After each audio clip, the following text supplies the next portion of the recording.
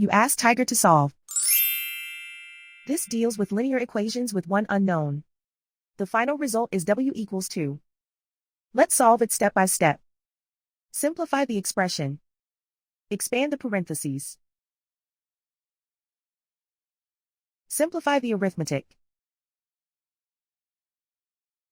Group all w terms on the left side of the equation. Add 7w to both sides. Group like terms.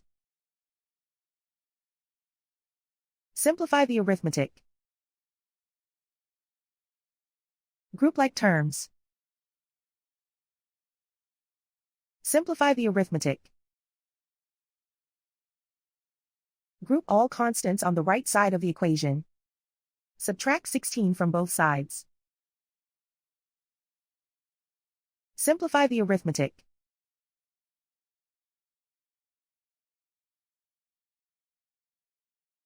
Isolate the w. Divide both sides by 13. Simplify the fraction.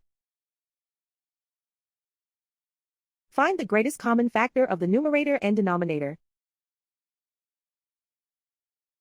Factor out and cancel the greatest common factor. And so the final result is w equals 2.